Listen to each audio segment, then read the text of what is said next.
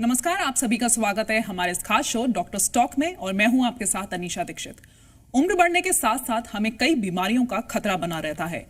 उन्हीं में से एक आंखों की बीमारी है डायबिटीज रेटिनोपैथी, जिसका सही समय पर इलाज ना किया जाए तो आगे बहुत परेशानी हो सकती है। आंखों की रोशनी तक जा सकती है। क्या होती है ये बीमारी, कैसे होने का डर रहता है, लक्षण क्या होते हैं इसके और सही इलाज क्या है डायबिटीज रेटिनोपैथी का, और इसी पर आज हमारे साथ बात करने के लिए मौजूद हैं डॉक्टर विवेक सोम। डॉक्टर विवेक गांधी मेडिकल कॉलेज भोपाल के ऑप्थेल्मोलॉजी डिपार्टमेंट में प्रोफेसर और कंसल्टेंट हैं और इन्हें 22 साल का अनुभव है। इन्होंने MS ऑप्थेल्मोलॉजी की degree regional institute of ophthalmology Bhopal से की है। कॉर्निया और फैको एमल्सिफिकेशन में इन्होंने training doctor RP centre for ophthalmic sciences AIIMS new Delhi से ली है। डॉक्टर विवेक ने अपनी फेलोशिप विट्रियो रेटिनल सर्जरी में Vivekananda Netralaya and Lions NAB eye hospital Miraj से की है।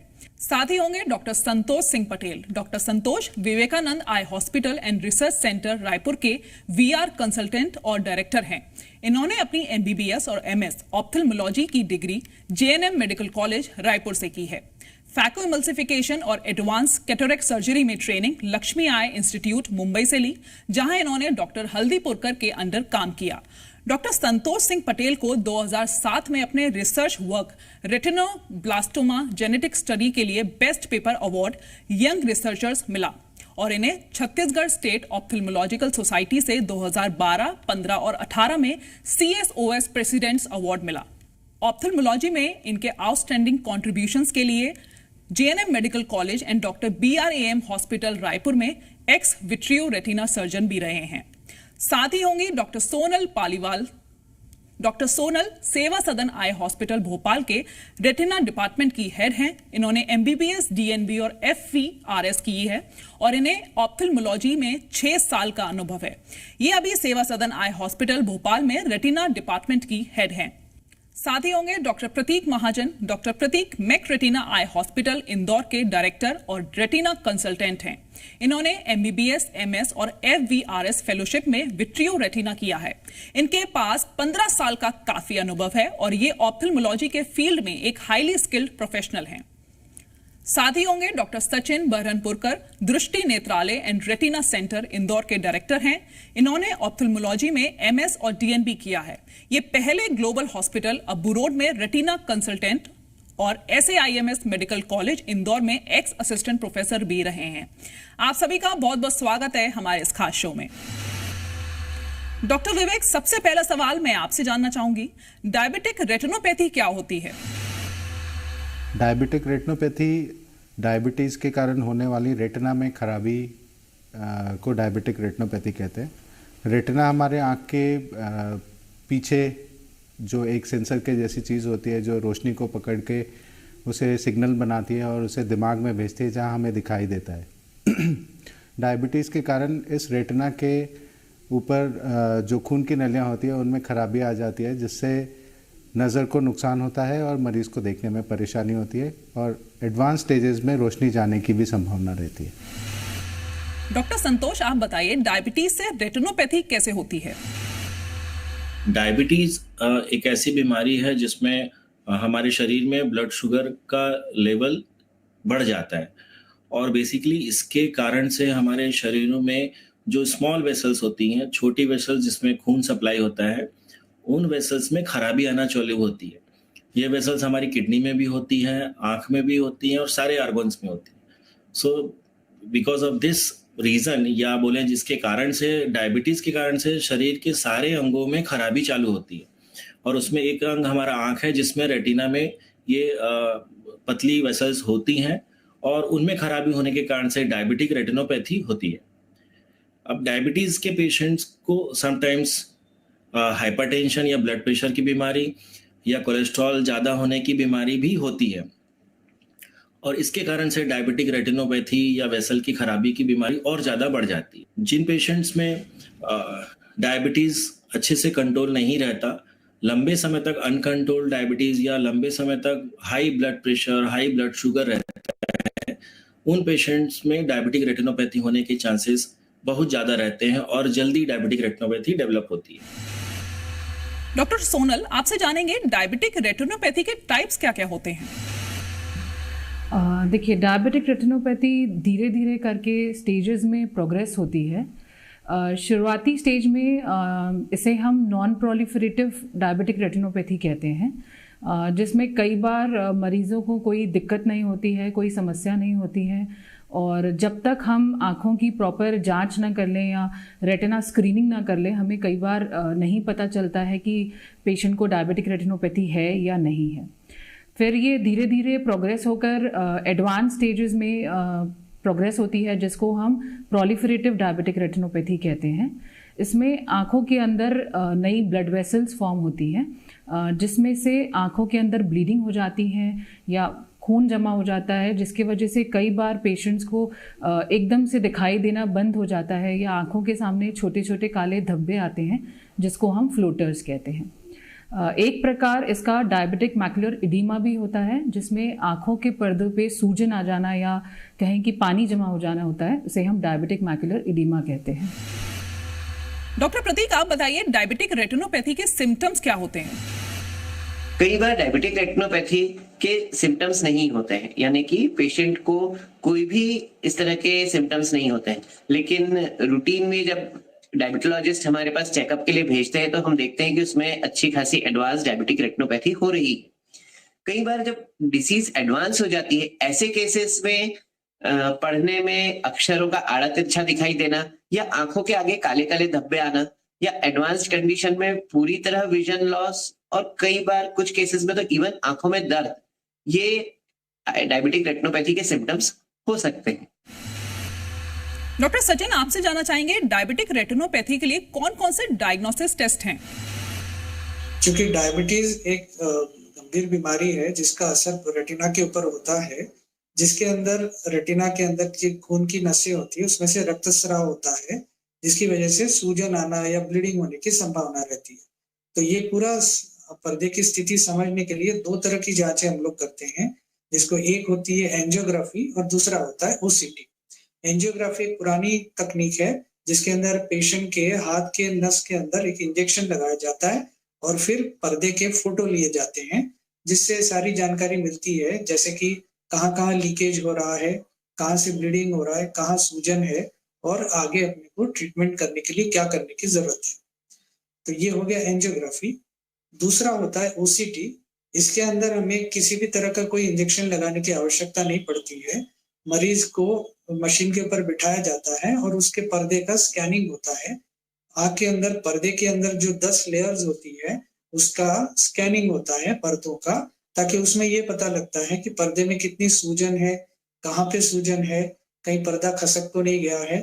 तो ये सारी जानकारी हमें ओसीटी के द्वारा प्राप्त होती है। तो ये दो जांच बहुत अहम है जो ज्यादातर हम पेशेंट्स में करते हैं। डॉक्टर विवेक, आप बताइए डायबिटिक रेटिनोपैथी के कॉम्प्लिकेशंस क्या-क्या होते हैं?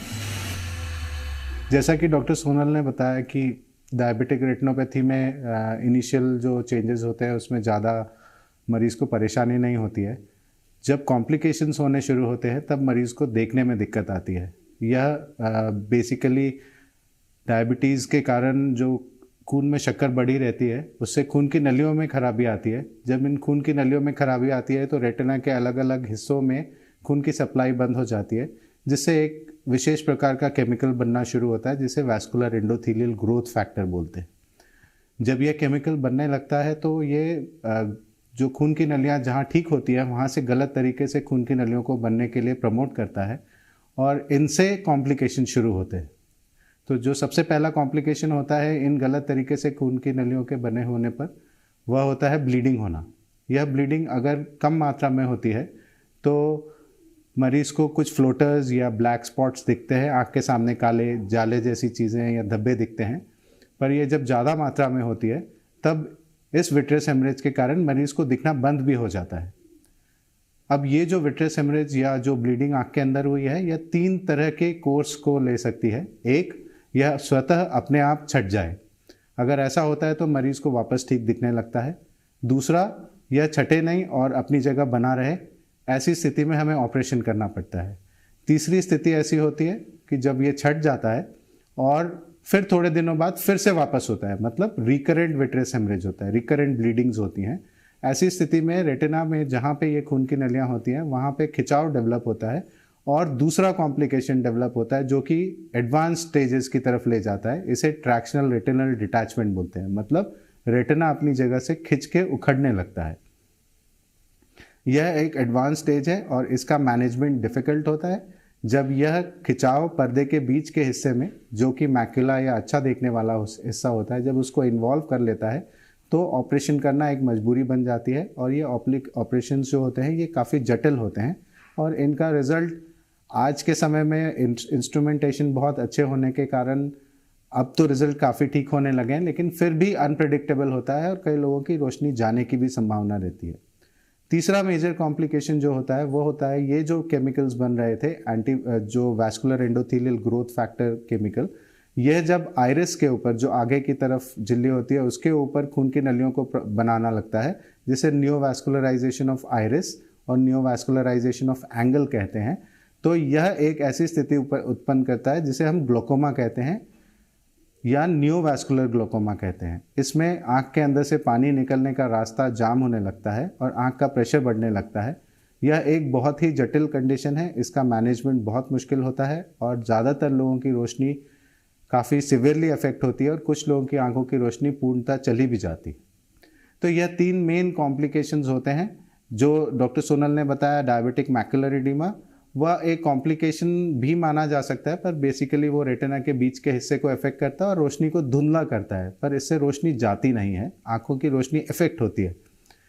अब यह सारे जो सिचुएशंस बनते हैं, रेटिनल डिटैचमेंट, विट्रियस हेमरेज और नियोवैस्कुलर ग्लोकोमा, यह अगर प्रॉपर टाइम पे स्क्रीन करके आइडेंटिफाई करके मैनेज कर लिए जाएं तो रोशनी बचाने में या स्टेबलाइज करने में स्टेबलाइज कर पाना संभव होता है। लेकिन अगर ये एक स्टेज के बाद हम अगर एक स्टेज के अंदर मैनेज नहीं करते हैं और एडवांस में स्टेज में चला जाता है, तब इसमें रोशनी जाने की पूरी संभावना रहती है। डॉक्टर संतोष, डायबिटिक रेटिनोपैथी के ट्रीटमेंट मॉडलिटीज क्या हैं? जैसा कि हम जानते हैं, डायबिटिक रेटिनोपैथी लंबे समय तक अनकंट्रोल्ड डायबिटीज या ब्लड शुगर या ब्लड प्रेशर या कोलेस्ट्रॉल के कारण से होती है। सो हमारा मेन ट्रीटमेंट ऑप्शन यही है कि हम इन बीमारियों को कंट्रोल रखें, मतलब स्ट्रिक्ट सिस्टमिक डिजीज कंट्रोल, मतलब इन बीमारियों का कंट्रोल। सो आपका ब्लड शुगर अच्छे से कंट्रोल रहना चाहिए, ब्लड प्रेशर अच्छा कंट्रोल होना चाहिए, कोलेस्ट्रॉल या लिपिड प्रोफाइल ठीक होना चाहिए। अगर आप इन चीज़ों का ध्यान रखते हैं तो आपको कभी भी डायबिटिक रेटिनोपैथी जल्दी नहीं होगी और ज़्यादा विकराल रूप नहीं लेगी। तो सबसे बड़ा पॉइंट है प्रिवेंशन का, कि आपको इनको ध्यान रखना है। अगर उसके बावजूद भी अगर अनकंट्रोल रहती है तो जल्द से जल्द हमको ट्रीटमेंट से इनको ठीक रखना है, जो कि सिर्फ डायबिटीज़ के इलाज से ही हम रेटिनोपैथी बचा सकते हैं। अगर उसके बाद भी हम किसी कारणवश लेट से डायग्नोसिस हुआ कि हमारा डायबिटीज़ लेट से डायग्नोस हुआ या रेटिनोपैथी लेट से पता चली, तो ऐसे पेशेंट्स को शुरुआत में रेटिना चेकअप, जिसमें डायलेटेड रेटिना एग्जामिनेशन, मतलब दवा डाल के पुतली को फैला के रेटिना की जो जांच करते हैं वो जरूरी है। सिर्फ चश्मा जांच से वो पता नहीं चलेगा। सेकंड, समय समय पर सारी ब्लड प्रोफाइल, डायबिटीज़ की HbA1c सबसे इम्पॉर्टेंट है। घर में नीडल से ब्लड शुगर चेक करना अच्छी बात है, परंतु हर 3 महीने में HbA1c, RFT, kidney function, lipid profile, cholesterol की जांच कराना बहुत ज़रूरी है। इसके बाद हम अगर डायबिटीज़ में रेटिना में खराबी है तो दवाइयों से, नॉन स्टेरॉइडल जो ड्रॉप्स होते हैं एंटी इन्फ्लेमेटरी, उनसे ठीक करते हैं। फिर भी डायबिटिक रेटिनोपैथी अगर होती है जिसकी अलग अलग ग्रेडिंग है, जिसमें ये वेसल्स पतली हो जाती हैं, फट जाती हैं, खून के धब्बे आ जाते हैं, पर्दे में सूजन हो जाती है, तो उनके लिए angiography and optical coherence tomography machine होती है, जिनसे समय पे जांच कराना चाहिए। अगर उसमें भी खराबी पता चलती है तो फिर लेज़र से हम ट्रीटमेंट करते हैं और जो भी रोशनी डायबिटीज़ के पेशेंट में जाती है उसको वापस हम रिकवर कर सकते हैं, परंतु समय रहते सारी जांच और चेकअप हो। अगर इससे भी ज़्यादा अगर खराबी हो जाती है, पर्दे में बहुत ज़्यादा सूजन हो जाती है, तो फिर सूजन ठीक करने के लिए कुछ दवाइयाँ होती हैं जो आँख में ऑपरेशन के द्वारा डाली जाती हैं, जिनको इंट्राविट्रल इंजेक्शंस बोलते हैं। उनके अलग अलग प्रकार होते हैं, कुछ स्टेरॉइडल होते हैं, कुछ एंटी इन्फ्लेमेटरी, एंटी VEGF होते हैं। तो इनसे अलग अलग मरीज की ज़रूरत अनुसार रेटिना की सूजन या खून के धब्बों को ठीक करने के लिए ये ऑपरेशन किया जाता है।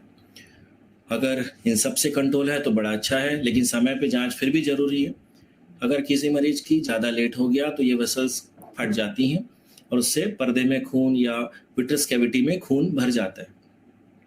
अब ऐसी स्थिति में रोशनी बहुत ज़्यादा कम हो जाती है और सिर्फ लेज़र या इंजेक्शन से ठीक नहीं किया जा सकता। इस समय हमको रेटिना का ऑपरेशन करना पड़ता है और ये जो खून के धब्बे या खून भरने के कारण से रेटिना में डिटैचमेंट या फाइब्रस बैंड्स बनना या स्कार होना या ट्रैक्शन होना, ये ऐसी बीमारी होती है जिसका इमरजेंसी में फिर अर्जेंट हमको डायबिटिक रेटिनोपैथी के कारण से होने वाला ट्रैक्शनल रेटिनल डिटैचमेंट या फिर विट्रस हैमरेज खून का भरने के लिए सर्जरी करनी होती है और इसके बाद भी हम विजन रिकवर कर सकते हैं, परंतु इस स्टेज तक हमको पहुंचने नहीं देना है।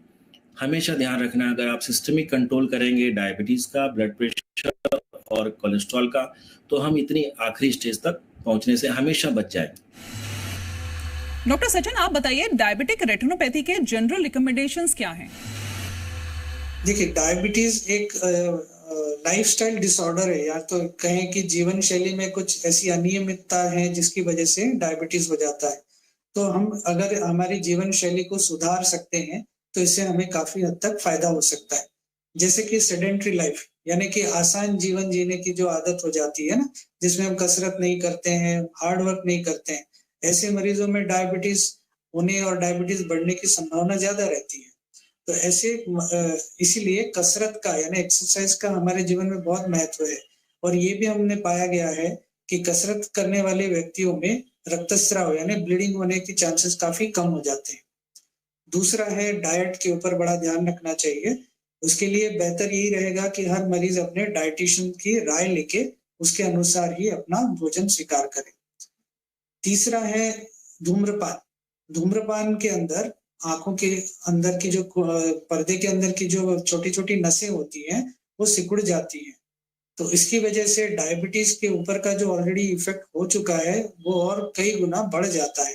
करीब करीब 30 से 40% और ज्यादा पर्दे में खराबी होने की संभावना रहती है।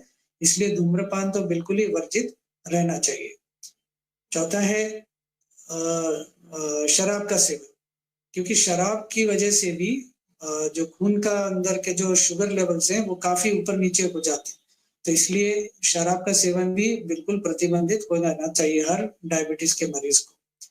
पांचवा है, क्योंकि डायबिटीज का संबंध आज की दुनिया में तनाव से भी काफी ज्यादा है, इसलिए तनाव के लिए, तनाव की रोकथाम के लिए या तनाव को पास करने के लिए हमें मेडिटेशन या फिर ध्यान का जरूर हमें अपने जीवन में उसको पालन करना चाहिए। तो इन सब चीजों का यदि हम पूर्ण रूप से पालन करते हैं तो डायबिटिक रेटिनोपैथी में हमें काफी हद तक फायदा मिलता है। डॉक्टर सोनल, आपसे जानेंगे डायबिटिक रेटिनोपैथी पेशेंट्स के लिए डूज और डोंट्स क्या होते हैं? जैसे कि ये डायबिटिक रेटिनोपैथी है तो सबसे पहले इम्पॉर्टेंट ये है कि हम अपना शुगर कंट्रोल करें। शुगर के साथ में ही बाकी जो तकलीफ़ें जैसे ब्लड प्रेशर हो गया या कोलेस्ट्रॉल लेवल हो गया, ये सारी चीज़ों को हमें अपना कंट्रोल में रखना चाहिए। और बाकी डिसीज़ से बचने के लिए जैसे कि हमें अपना proper diet control, proper physical activity, no smoking, no alcohol, ये सारा प्रिवेंशन हमें लेना चाहिए ताकि हमें डायबिटिक रेटिनोपैथी के कॉम्प्लिकेशन से बचें। और इसके साथ ही जो भी डायबिटिक के पेशेंट्स हैं वो प्रॉपर अपनी जाकर स्क्रीनिंग कराएं, प्रॉपर रेटिना स्पेशलिस्ट से जाकर अपना एनुअल चेकअप कराएं। ये बहुत इंपॉर्टेंट है क्योंकि जैसे मैंने कहा कि इनिशियल स्टेजेस में हमें पता नहीं चलता है कि हमें डायबिटिक रेटिनोपैथी है, तो बहुत ज़रूरी है कि प्रॉपर हम स्क्रीनिंग करें और हमारे जब डॉक्टर हमें फॉलोअप्स के लिए बुलाएं वैसे हम जाएं ताकि जो सर ने कॉम्प्लिकेशंस बताए हैं उससे हम बच सकें। डॉक्टर प्रतीक, डायबिटिक रेटिनोपैथी से बचने के लिए पेशेंट्स क्या-क्या सावधानियां बरत सकते हैं, इसके बारे में आप जानकारी दें। देखिए, डायबिटिक रेटिनोपैथी से अगर बचना चाहते हैं तो सबसे इम्पोर्टेंट चीज ये है कि हम डायबिटीज को बहुत टाइट कंट्रोल रखें, यानी कि अपने डायबिटोलॉजिस्ट की सलाह के अनुसार जो अपना HbA1c होता है, जो एवरेज ब्लड शुगर लेवल रहता है, उसे बहुत अच्छा कंट्रोल रखें, कोलेस्ट्रॉल को कंट्रोल रखें, ब्लड प्रेशर कंट्रोल रखें। अगर स्मोकिंग करते हैं, टोबैको इंटेक है, तो उस चीज को पूरी तरह बंद करने की कोशिश करें। अल्कोहल का इंटेक उसे बंद करें। अगर आपको लगता है कि आप एडिक्ट है तो अपने फिजिशियन से बात करके इस चीज से छुटकारा पाने की कोशिश करें। डाइट, एक्सरसाइज और बिना सिम्टम्स के भी रूटीन रेटिना का चेकअप जरूरी रहता है, जिससे हम रेटिनोपैथी में अगर डिसीज आगे बढ़ रही है उसको सही टाइम पे आइडेंटिफाई कर सके, उसको होने से रोक सके। आप सभी डॉक्टर्स का बहुत बहुत धन्यवाद। बहुत जरूरी जानकारियां आपने हमारे दर्शकों को दी। मोबाइल की इस दुनिया में वाकई सबकी आंखों की परेशानियां बढ़ती जा रही है, लेकिन हमारे डॉक्टर्स के पैनल ने बहुत जरूरी जानकारियां दी जिससे वो अपनी आंखों का ख्याल रख सकते हैं। इस खास शो में फिलहाल इतना ही। धन्यवाद।